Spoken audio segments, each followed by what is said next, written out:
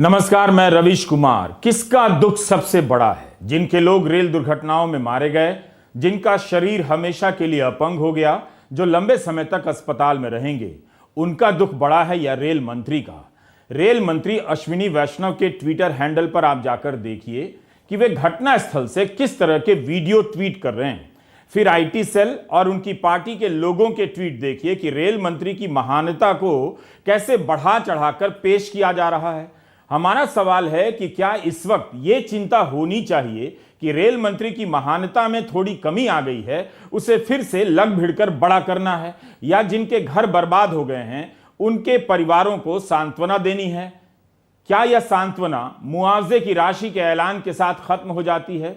हम ऐसा भी नहीं कह रहे हैं कि पीड़ितों का ध्यान नहीं रखा जा रहा होगा, लेकिन ट्विटर हैंडल पर मंत्री जी क्या ट्वीट कर रहे हैं उसे देखने पर पता चलता है कि सारा जोर इसी पर है कि मंत्री जी बहुत महान हैं। मंत्री जी दिन रात काम करते हैं, जैसा सारे लोगों के दुखों से वही एकमात्र गुजर रहे हैं।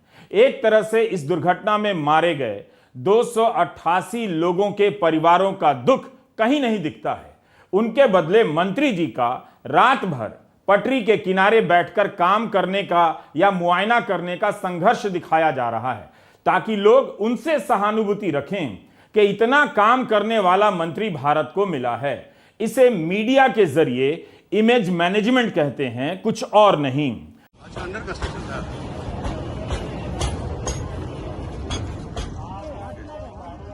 मंत्री जी इस तरह के वीडियो जारी करते हैं जिसमें आप देख सकें कि मंत्री मौके पर देर रात तक काम कर रहे हैं। जिन अधिकारियों और कर्मचारियों ने दिन रात लगाकर इस पटरी को चालू किया होगा, घर तक नहीं गए होंगे, उन सब के बदले अब काम करने का एकमात्र चेहरा मंत्री जी हैं, जो प्रणाम भी कर रहे हैं, मुक्का भी तान रहे हैं। इसी को जनसंपर्क कहते हैं। अपनी छवि ठीक रहनी चाहिए, वरना मंत्री जी अपने हैंडल से पटरी पर काम होने या किसी अधिकारी का भी वीडियो ट्वीट कर सकते थे कि ये लोग किस तरह से जमीन पर बैठकर पटरी लगा रहे हैं। जब सब काम और देर रात तक का काम मंत्री जी ही कर रहे हैं, तो फिर जवाबदेही लेने में संकट क्या है? मंत्री जी आखिर में वंदे मातरम और भारत माता की जय के नारे भी लगा रहे हैं। क्या आज के भारत में दुर्घटना के बाद पटरी को चालू कर देने का काम इतना मुश्किल हो गया है जैसे अमेरिका और जापान में भी नहीं होता है, और अश्विनी वैष्णव ने ही कर दिखाया है, जिसके बाद वे वंदे मातरम और भारत माता की जय के नारे लगा रहे हैं? ये दोनों ही सम्मानित नारे कभी भी लगाए जा सकते हैं, मगर इस वक्त मंत्री को नारे लगाते हुए देखना अजीब लगता है। भारत माता की वंदे वंदे। क्या ये पहली बार हो रहा है कि दुर्घटना के बाद पटरी चालू हो रही है, रेल यातायात सामान्य हो रहा है? हमेशा ही यातायात दुर्घटना के कुछ घंटों के बाद या 1-2 दिनों के बाद चालू हो जाता है, लेकिन कभी ऐसा नहीं हुआ कि मंत्री वहीं बैठे हों, जैसे वे वहां ना रहें तो अधिकारी और इंजीनियर पटरी चालू करने का काम ही नहीं करेंगे। उन्हें आइडिया ही नहीं आएगा कि यह भी करना है। हमारा सवाल है कि किसका दुख बड़ा है, इस पर फोकस रख रहा हूं। मरने वाले परिवारों का चेहरा मंत्री के ट्विटर हैंडल पर नजर नहीं आता है। क्यों नहीं आता है? यह आज के टेलीग्राफ में छपी तस्वीर है। केवल 2 हाथ है, एक दूसरे को थामे हुए। अखबार ने लिखा है कि एक महिला अपने पति की लाश खोज रही है, अपने रिश्तेदार का हाथ थामे हुए है। आप नोट कीजिए कि कितनी संवेदनशीलता से यह तस्वीर ली गई है और मंत्री जी किस तरह से अपने बारे में वीडियो ट्वीट कर रहे हैं। हमारे 3 सवाल। क्या प्रधानमंत्री जी इस सदी के सबसे भयावह रेल दुर्घटना की जिम्मेदारी लेंगे? नंबर 2, क्या प्रधानमंत्री जी अपने रेलवे मिनिस्टर श्री अश्विनी वैष्णव का इस्तीफा लेंगे? हमारी यह स्पष्ट मांग है कि रेलवे मिनिस्टर को तुरंत नैतिक जिम्मेदारी लेते हुए इस्तीफा देना चाहिए। सीएजी रिपोर्ट, पार्लियामेंट की स्टैंडिंग कमेटी रिपोर्ट, इन तमाम रिपोर्टों का, और ये 9 फरवरी की जो रिपोर्ट थी साउथ वेस्टर्न रेलवे की, इन सब रिपोर्टों पे जो सवाल उठते हैं, इन सवालों का जवाब प्रधानमंत्री जी की तरफ से कौन देगा? और मैं उम्मीद करता हूं कि सवाल आप उठाएंगे। माफ कीजिएगा, अगर ये कवच प्रधानमंत्री जी के आसपास आप लोगों ने नहीं खड़ा किया होता तो ये सवाल बहुत पहले उठते। सीएजी रिपोर्ट्स के सवाल उठते, इस रिपोर्ट को कहीं ना कहीं छपते हुए हम देखते, इस पे चर्चा और डिबेट्स होती, तो शायद ये 288 लोग अपनी जान नहीं गंवाते। हमारा और आपका काम सरकार को जनता से बचाने का नहीं है, जनता को सरकार से बचाने का। अभी भी समय है, हम सबको ये जिम्मेदारी निभानी पड़ेगी, नहीं तो ये दुर्घटनाएं होती रहेंगी, लोगों की जान जाती रहेगी और यूं ही हम एक दूसरे को ढांढस बनाते रहेंगे। जब कांग्रेस ने बाकायदा प्रेस कॉन्फ्रेंस कर रेल मंत्रालय की कमियों को गिनाया, लापरवाहियों की तरफ इशारा किया और इस्तीफा मांगा, तो इस्तीफे के खिलाफ प्रोपेगेंडा शुरू हो गया। बीजेपी के आईटी सेल, पार्टी के नेता जैसे कपिल मिश्रा और अन्य समर्थकों के ट्विटर हैंडल पर देखेंगे तो लगेगा कि दुर्घटना का असर समाप्त हो चुका है, अब बस मंत्री जी की जय जय होनी बाकी है। आईटी सेल के चीफ अमित मालवीय के ट्विटर हैंडल पर किसी परिवार के दुख दर्द का फोटो नहीं दिखेगा। क्या उनकी व्यथा को ट्वीट करने से सरकार का इकबाल या प्रचार कम हो जाता है? रेल मंत्री के मीडिया के सामने भावुक हो जाने के वीडियो को ट्वीट करते हुए कपिल मिश्रा ने लिखा है कि पिछले 48 घंटों से रेल मंत्री लगातार घटना स्थल पर ही हैं। देश में ऐसा शायद पहले कभी नहीं हुआ। अश्विनी वैष्णव जी का यूं भावनाओं का उमड़ना स्वाभाविक ही है। अपना ध्यान रखिए अश्विनी जी, पूरा देश इस राहत और बचाव कार्य में आपके साथ है। एक और ट्विटर हैंडल से तर्क गढ़ा जा रहा है कि ग्राउंड पर 51 घंटे से हैं, सुनिश्चित कर रहे हैं कि चीजें सामान्य हो। दिल्ली से हजारों किलोमीटर दूर 40 डिग्री सेल्सियस तापमान, ऐसे लोगों की हमें जरूरत है। मंत्री जी रो रहे हैं, उनके रोने का क्या मतलब है? उन 288 परिवारों में क्या कोई नहीं रो रहा होगा? कपिल मिश्रा लिख रहे हैं कि अपना ध्यान रखिए अश्विनी जी, उन्हें ध्यान रखने की क्या जरूरत है? इतने सारे अधिकारी आगे पीछे हैं। क्या इस दुर्घटना में मंत्री अश्विनी वैष्णव ही पीड़ित हैं? 5 जून के टेलीग्राफ में अंशुमान फड़कर की रिपोर्ट है, नेमल मना अपने छोटे भाई की लाश खोज रहे हैं। 2 दिनों से कुछ खाया पिया नहीं है। दोनों भाई कोरोमंडल में खाने पीने की चीजें बेचा करते थे। पीड़ित परिवारों का दर्द रेल मंत्री के ट्विटर हैंडल से गायब है। केवल उनके काम करने और पसीना बहाने का वीडियो है, जैसे सबसे बड़ा झटका और सदमा रेल मंत्री को ही लगा है। आप खबरों को ठीक से देखिए, तस्वीरों को तरीके से समझिए। रेल लाइन बंद थी तो ओडिशा से कोलकाता जाने के लिए बस की व्यवस्था राज्य सरकार कर रही है।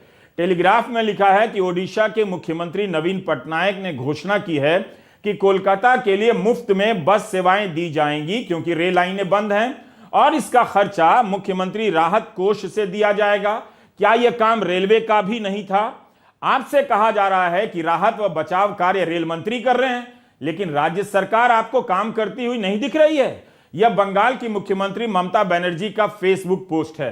टेलीग्राफ में भी यह खबर छपी है। ममता बनर्जी ने लिखा है कि बंगाल के यात्रियों के सभी शवों की पहचान अभी तक पूरी नहीं हुई है। मरने वालों की संख्या अभी सही से नहीं बताई जा रही है, मगर उन्होंने लिखा है कि बंगाल से करीब 81 लोगों की मौत हुई है, 62 लोगों की शिनाख्त हुई है और बंगाल के 180 से अधिक लोग अभी भी लापता बताए जा रहे हैं।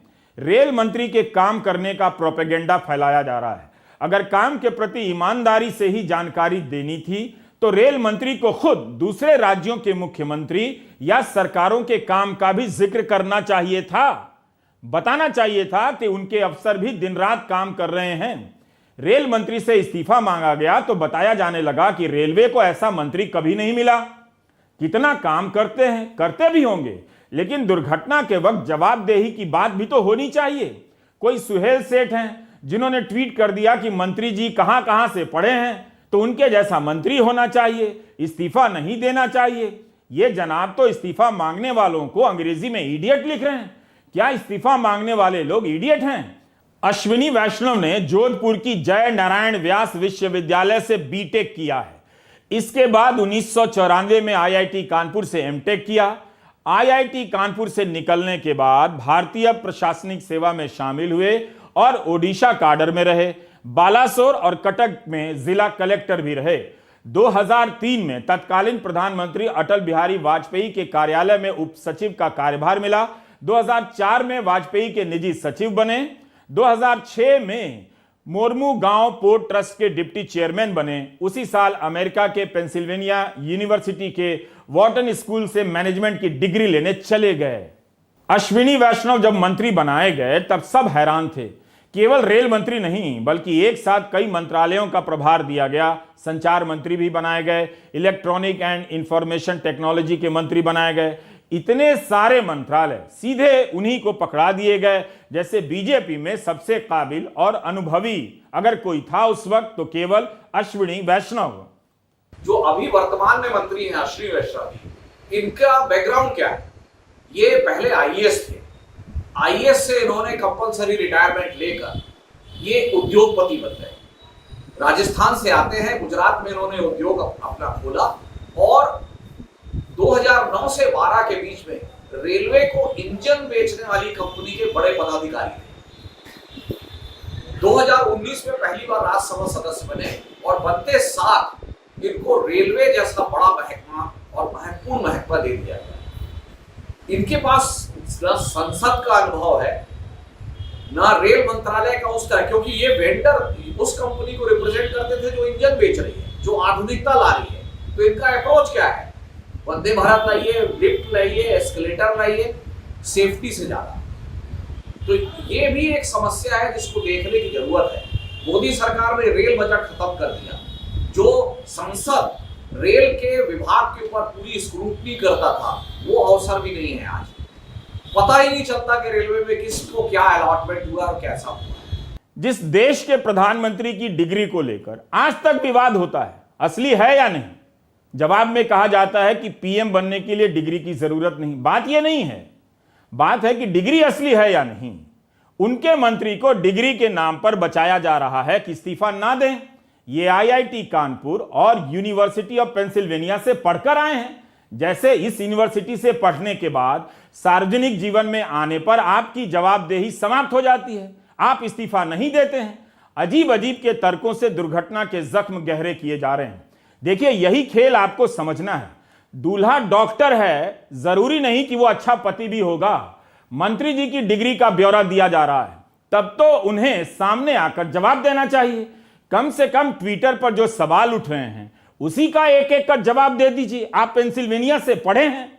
यह नहीं किया जा रहा है। अंधेरे में काम करते हुए का वीडियो डाले जा रहे हैं। जैसे शाम के बाद केवल मंत्री अश्विनी वैष्णव ही काम करते हैं, बाकी सारा देश सूरज के डूबने के पहले ही काम छोड़ देता है। और इतनी डिग्री से लैस मंत्री जी मार्च के महीने में क्या कर रहे थे, वह भी तो जान लीजिए कि अमेरिका के यूनिवर्सिटी ऑफ पेंसिल्वेनिया के वॉर्टन स्कूल से मैनेजमेंट की पढ़ाई करने वाले मंत्री जी और भी क्या क्या करते हैं। इसी साल 19 मार्च को जयपुर में विप्र सेना ने ब्राह्मण महापंचायत बुलाई थी। एक जाति विशेष की महापंचायत में आप मंत्री जी को भाषण देते हुए सुनेंगे तो फर्क करना मुश्किल हो जाएगा कि ये रेल मंत्री हैं या ब्राह्मणों के मंत्री हैं। यूट्यूब पर इनका भाषण मौजूद है। कॉपीराइट के नियमों के कारण हम इस्तेमाल नहीं कर सकते, लेकिन क्या बोल रहे हैं वो तो बता ही सकते हैं। और आप जाकर इन्हें भाषण देते हुए सुनिए, लगेगा कोई और है। सबसे पहले आप विप्र सेना का ट्विटर हैंडल देखिए। इस ट्वीट में विप्र सेना ने लिखा है कि विप्र सेना द्वारा आयोजित ब्राह्मण महापंचायत अद्वितीय, ऐतिहासिक और अविस्मरणीय। केंद्रीय मंत्री अश्विनी वैष्णव ने भगवान परशुराम पर डाक टिकट जारी किया। ब्राह्मण समाज की संपूर्ण शक्ति राष्ट्र निर्माण में लगे अश्विनी वैष्णव। मंच पर लगे बैनर में अश्विनी वैष्णव का मुख्य चेहरा है। गले में विप्र सेना का पीला झंडा लपेटे हुए हैं और डाक टिकट जारी कर रहे हैं। भारत सरकार के हैंडल पर भी यही तस्वीर है जिसमें मंत्री जी विप्र सेना का झंडा लपेटे हुए भगवान परशुराम पर डाक टिकट जारी कर रहे हैं। विप्र सेना ने भी ट्वीट में लिखा है कि डाक टिकट जारी किया गया। डाक टिकट जारी करना अच्छी बात है, लेकिन क्या ब्राह्मण महापंचायत और विप्र सेना की रैली में डाक टिकट जारी किया जाना चाहिए? इस सवाल के नजरिए से देखेंगे तो आपको पता चलेगा कि जिन बड़ी बड़ी डिग्री के नाम पर अश्विनी वैष्णव का महिमा मंडन किया जा रहा है वो एक जाति विशेष के नेता बनने के लिए कितने बेचैन हैं। यही नहीं, मंत्री जी ब्राह्मण महापंचायत के पोस्टर तक का विमोचन करते हैं। विप्र सेना ने ही अपने ट्विटर हैंडल से 14 फरवरी 2023 को ट्वीट किया है कि केंद्रीय रेल मंत्री माननीय अश्विनी वैष्णव जी ने किया ब्राह्मण महापंचायत के पोस्टर का विमोचन। इतना काम करते हैं रेल मंत्रालय में कि ब्राह्मण महापंचायत के पोस्टर का विमोचन करने का भी टाइम निकल आता है। अपने एक दिवसीय दौरे पर, यह ट्विटर हैंडल में लिखा है, अपने एक दिवसीय दौरे पर जयपुर आए केंद्रीय रेल मंत्री विप्र गौरव श्री अश्विनी वैष्णव जी द्वारा ब्राह्मण समाज की सबसे विशाल आम सभा ब्राह्मण महापंचायत का पोस्टर विमोचन किया गया। बताइए, आप कहते हैं कि रेल मंत्री बहुत काम करते हैं, लेकिन यहां तो मंत्री जी के पास इतना टाइम है कि ब्राह्मण महापंचायत के पोस्टर तक का विमोचन कर रहे हैं। विप्र गौरव कहलाए जा रहे हैं। विप्र गौरव यूनिवर्सिटी ऑफ पेंसिल्वेनिया से पढ़कर आए हैं। अश्विनी वैष्णव के काम का मूल्यांकन किस आधार पर हो रहा है? रेल मंत्रालय को लेकर कई सारी रिपोर्ट अब अखबारों में छप चुकी हैं, आप पढ़ सकते हैं, लेकिन वे आज की राजनीति में किस तरह से सक्रिय हैं यह भी तो देख लीजिए। अंग्रेजी बोलने वाले एलिट क्लास में वे डिग्री के दम पर इमेज बना रहे हैं कि पढ़े लिखे और काबिल हैं, इस्तीफा नहीं देना चाहिए, लेकिन राजस्थान में जाकर विप्र गौरव कहला रहे हैं। ब्राह्मण नेता के रूप में अपनी जमीन तलाश रहे हैं, वो भी विप्र सेना के सहारे। विप्र सेना ने अपने ट्विटर के बायो में लिखा है कि विप्र सेना भारत भर के ब्राह्मणों के कल्याण के लिए काम करती है। भगवान परशुराम की, महाबली भगवान परशुराम की। ब्राह्मण महापंचायत में अश्विनी वैष्णव गला फाड़कर भाषण दे रहे हैं, कहते हैं कि आप सभी में एकता रहे, आप सभी में हमेशा यही एक ऊर्जा रहे, मैं आपका भाई हूं, मुझे आप कभी सर मत बोलना, मुझे कभी अश्विनी जी मत बोलना, मुझे सिर्फ अश्विनी भाई बोलना। जब इनकी सरकार सबका साथ सबका विकास के तहत काम करती है, तब जाति के महापंचायत में जाने की जरूरत इन्हें क्यों पड़ी? यूनिवर्सिटी ऑफ पेंसिल्वेनिया से पढ़कर आने के बाद ये विप्र गौरव क्यों कहलाने जा रहे हैं? ब्राह्मण महापंचायत में अश्विनी वैष्णव ब्राह्मणों के बारे में कहते हैं कि आप धर्म का धारण करते हैं, आप धर्म की रक्षा करते हैं। क्या बाकी लोग धर्म का धारण नहीं करते हैं? बाकी लोग धर्म की रक्षा नहीं करते हैं? यही नहीं, मंत्री जी रेलवे के बजट को भगवान परशुराम को समर्पित करते हैं। बताते हैं कि राजस्थान को 10 साल पहले 600 करोड़ का अनुदान मिलता था, लेकिन अब 9,532 करोड़ का अनुदान मिल रहा है। इस बड़े अनुदान को भगवान श्री परशुराम को समर्पित करते हैं। बोलो मेरे साथ चिरंजीवी परशुराम की जय। इस सभा में दूसरे दलों के ब्राह्मण नेता भी बुलाए गए थे और दूसरे समाज से भी प्रतिनिधि बुलाए गए थे। क्या रेल मंत्रालय अपने बजट का बंटवारा राज्यों के हिसाब से करता है? क्या रेल किसी राज्य को अनुदान देती है? क्या यह सब बोलते हुए अश्विनी वैष्णव रेल मंत्री का धर्म पूरा कर रहे थे? हमने सुप्रीम कोर्ट के वकील सुदीप श्रीवास्तव से इस पर राय मांगी। सुदीप रेल मंत्रालय के जानकार हैं और बजट के समय कई चैनलों पर रेल पर होने वाली चर्चाओं में भाग लेते हैं, बुलाए जाते हैं। ऐसा बैकग्राउंड होने के बावजूद जब राजनीति में आदमी आता है तो पूरी तरह धर्म और जाति की बात करता है। ये जो उनका बयान अभी हाल ही में मैं देख रहा था, राजस्थान में उन्होंने दिया था कि राजस्थान को रेलवे पहले कभी 600 करोड़ रुपए दिया करती थी, आज 9,532 करोड़ रुपए का अनुदान दिया है। मैं पूछना चाहता हूं रेल मंत्री जी से कि रेलवे में कब से राज्यों के हिसाब से आवंटन होने लगा? रेलवे में तो जोन होते हैं और राजस्थान में नॉर्थ वेस्ट रेलवे है, राजस्थान में नॉर्दर्न रेलवे का हिस्सा आता है, कुछ हिस्सा वेस्टर्न रेलवे का भी आता है, वेस्ट सेंट्रल रेलवे का आता है। तो ये राज्यों के आधार पर रेलवे को बांटना, क्या रेलवे की उस परिपाटी का विरोध नहीं है जो उसमें भारतीय रेलवे को बिगेस्ट यूनिफाइंग फोर्स कहा जाता है कि देश में कहीं भी जाइए भारतीय रेल एक है? और ये जो 9,532 करोड़ का अनुदान है, ये अनुदान नहीं है, इसमें बहुत सा पैसा तो मेंटेनेंस का है जो आपको लगाना ही है। दूसरी बात यह है कि जिन इलाकों में रेलवे का काम ज्यादा है, जहां वर्कलोड ज्यादा है, जहां गाड़ियां ज्यादा चलानी है, जहां नई लाइन ज्यादा बनानी है, पैसा का आवंटन तो उस आधार पे होगा ना।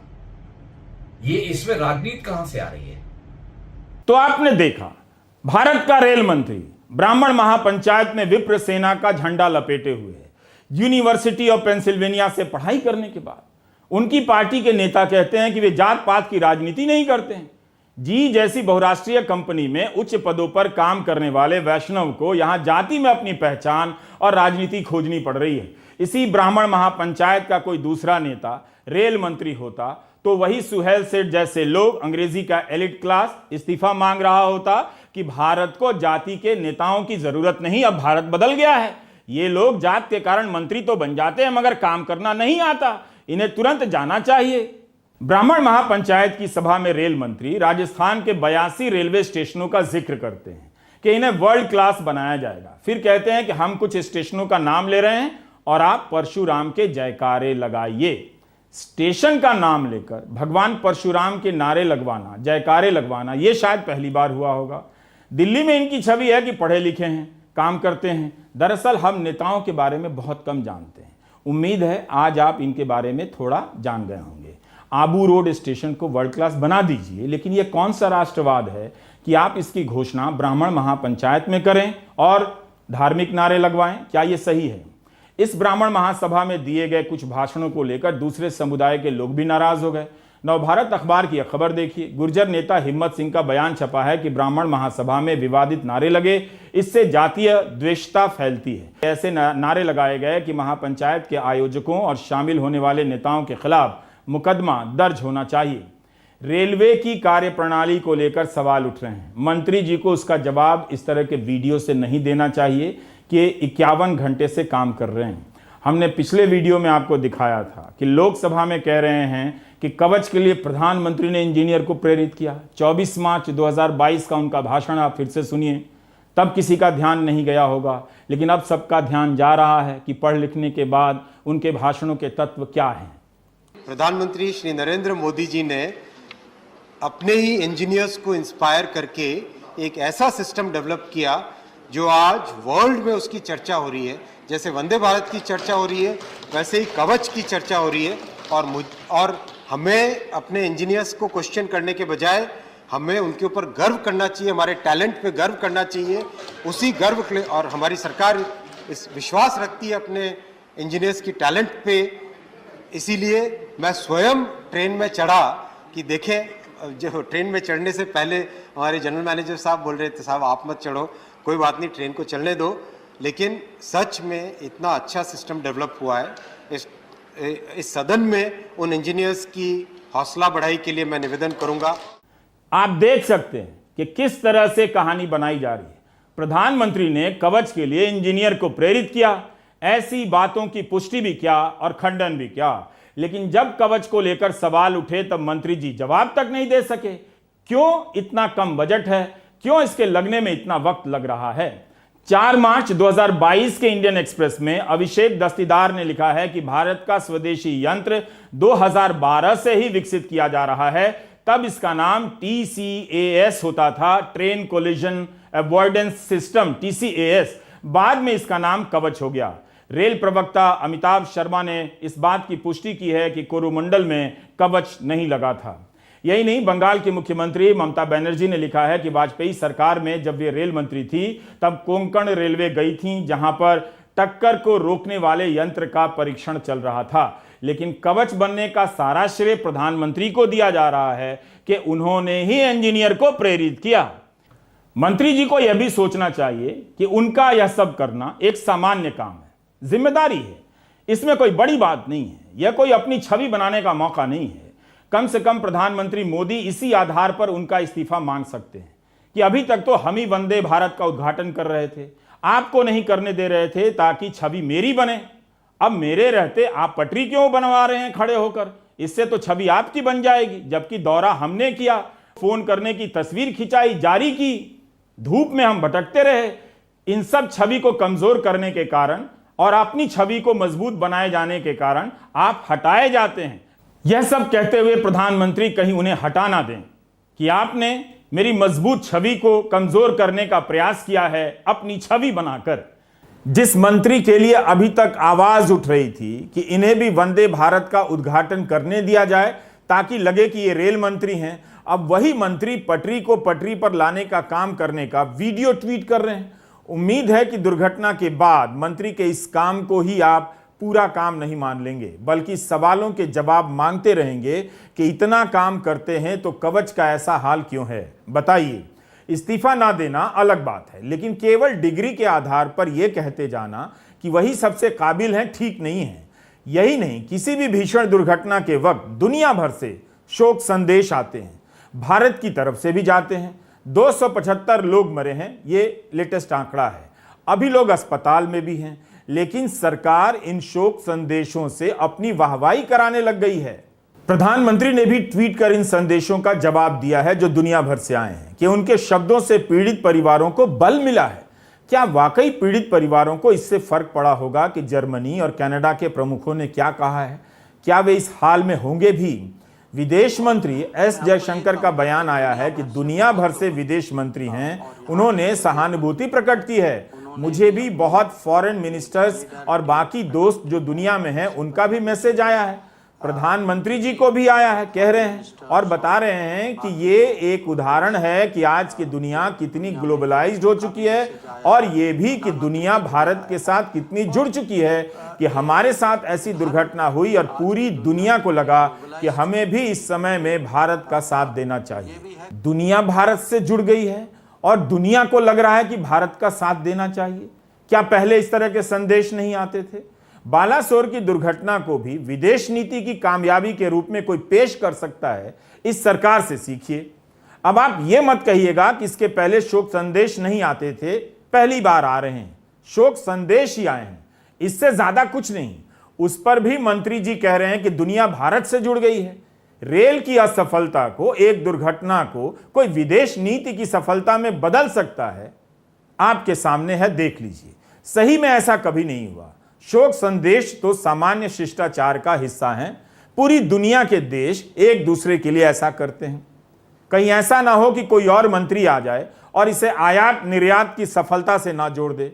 हम कहां और किस स्तर पर आ गए हैं? उम्मीद है आप ये सब समझ रहे होंगे। नमस्कार, मैं रवीश कुमार।